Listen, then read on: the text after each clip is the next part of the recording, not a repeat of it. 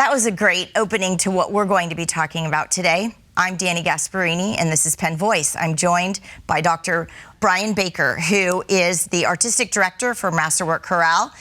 Bryan, welcome. Thanks so much. Welcome back. I appreciate that was a great clip we just saw of one of your performances. So we're going to just jump right in and talk about Masterworks Chorale. Why don't you give our audience just a little background about what Masterworks Chorale is, and then we'll talk about what you're doing in an upcoming basis. Terrific. So Masterworks Chorale is a chorus on the peninsula. We've been voted the best chorus on the peninsula, and it's been around for a very long time. We're going to have our 60th anniversary in a few years, and we do concerts of great choral music, and we do those 4 times a year, and sometimes we collaborate with other groups to do other events. We also have an outreach opponent that goes out into the community, and we work at underserved schools, giving them some more exposure to music. We also do some caroling out in the community, and we sometimes have classes we take out into the community. And our big focus, of course, is our concerts for a year. We usually do 2 of those with orchestra with the chorus and soloists, and we do a masterwork, one of those big kinds of pieces. And then we do have a holiday program and another concert where we have something maybe a little bit lighter, maybe a little bit more fun. Right. And you touched on something in the beginning about what you're doing in the community and outreach. Yes. So this is in 60 years, is something a little bit new for what Masterworks Chorale is doing. So let's talk a little bit about that, because 2 of the programs are very, very interesting and a wonderful way to bring this kind of music and art into the community who may not visit one of the concerts. That's right. So this is fairly new for Masterworks. It's been about 10 years, but it's really been developed in the last few years, that we go out to schools, elementary schools, middle schools, and we offer them an exposure to music in a way they maybe haven't seen before. So we'll have a group from the chorus. The chorus is about 100 people, but we'll bring in a group maybe of 15 or 20, so they get to have a live chorus right in the room, and they get so excited. And then we have individual teachers, usually a couple at a time, who work with a group on an ongoing basis. Mm-hmm. And towards the end, we'll bring back the chorus again. And the kids get to perform with the chorus and some music. And then we also have some work we do with senior centers. And it's a wonderful thing to see how awake and enthusiastic people feel and appear, and I think are, when there's live music come into the room instead of just something that you hear on the radio. Right. Yeah. And when you're in senior centers, do they get to participate as well, like always. The youth? Or is it something that you're bringing a performance to them? We usually do a share. We bring some things that's just us, we sing for them, and then we invite them to do other music with us. So we always involve people. That must be so fulfilling. I know with my mom, as she was aging, sometimes she couldn't remember sort of memories or things, but she could always remember her favorite songs. That's right. And so there was something about singing that always brought back her memory or brought back this vibrancy. So I'm so excited to see that. It's really remarkable. We love doing that. Well, we want to talk a little bit about the organization as well. Bringing music to communities, as you're doing through schools and senior centers, is so important. But let's talk a little bit about the chorus itself. You have community members that are part of the chorus and the orchestra. How do people get involved? So it's a chorus. I think I mentioned about 100 people, and you audition to become a member of the chorus.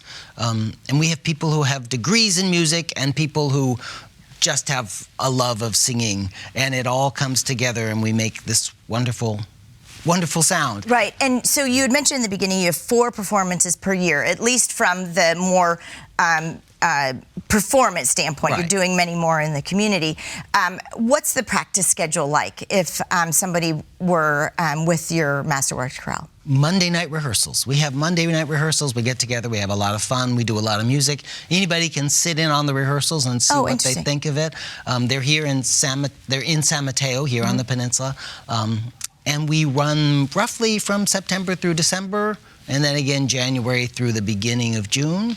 then sometimes we also have a summer session. And I think we should just point everyone to your website, because if they were interested in visiting a rehearsal and or a performance, they'll see all the list and what's coming up. It's Masterworks with an S at the end.org. We have to always remember that S, don't we? That's right. So what other ways can people get involved with Masterworks Chorale? I imagine it takes a bit of philanthropy to keep the program thriving. Volunteerism. Tell us what we can do. There's all kinds of things people can do. We need ushers for the concerts, and then you get to see the concert for free, which is great. We need people to help out with various programs like the outreach program. We need people for our board. There's no end to the things people could do if they have an interest in art and the choral arts and bringing really high quality music to the Mid-Peninsula and the whole peninsula and just the Bay Area in general. And if people would like to support the organization, I'm sure there is a Donate Now button. There is a Donate Now button on our website with all the small arts organizations and the big ones too. What you get from ticket sales never covers all the costs of a big production. So we have to make that up with donations, and it's a good feeling, actually, to donate. I donate to various organizations, including Masterworks. It feels good to do that. I agree with you. So let's talk about your most upcoming performance on March 21st and 22nd. Tell us about this one. It's very special. It's very special. It's a very joyous program. We have two works. We have Vivaldi's Gloria, which now is so popular. He wrote it when he was working in Venice, and his career, which was tremendous for about 35 years, faded quite a bit at the end, and after he died, they took all his music and shoved it in the back of a library. Nobody heard any of it for almost 200 years. And then all of a sudden it came back to this new bloom, and the piece we're doing, the Gloria, is his best-loved choral piece. It's full of joy and lightness and a sense of dance. And then the other work is a brand new piece called Jubilate or Celebration kind of piece. And this one has 7 different languages, so we sing in Latin, in Hebrew, in Arabic, in Zulu, in Mandarin, in Spanish, and a little bit in English. And it's full of rhythmic energy and these beautiful melodies, and it's just like an explosion of joy that keeps getting separated by these moments of calm beauty. It's so fun to watch you describe the performances, because I can see you conducting as you're speaking. I would imagine that it is so much fun to even watch you conducting these pieces. But let's talk about, you mentioned 7 different languages. So that's, I would think, a bit tough to learn if you were singing in 7 different languages. I mean, how does this happen with one practice a week? So most choruses sing in Latin a fair bit, because there's a lot of music written in Latin. And the few measures of English are just fine, but the Mandarin is pretty new for a lot of us for singing Mandarin. Spanish, we've done a fair bit of Spanish. That's not so hard. The Hebrew and the Arabic have kind of twists and turns. We have to figure out how to make them sound right. The Zulu is pretty new for most of us. And the Mandarin, though, I have to say the Mandarin's a hard part, because the sounds are pretty different. We have a number of people in the chorus who speak Mandarin, but it's not easy for people who haven't spoken that before. But it's worth it. Right. It's really nice. Well, you make it sound like, once you break it down, you make it sound like it's doable, and it's not overwhelming. So I would imagine that you are such a great teacher when it comes to breaking down the performances and how you handle them. We also want to talk about, you have one coming up in May that's important to the organization. Yes. We're doing a program, it's sort of American music and American stories, and it brings together spirituals and folk songs and Broadway music and a lot of different elements of American music. And I think it's going to be really wonderful. We have a great soloist named Alex Tate from the East Bay, who does a lot of work with spirituals. And he's composed a lot of them. He'll be there singing some stuff, and including some of his own arrangements. And I think it'll be a lot of fun. Very vibrant program.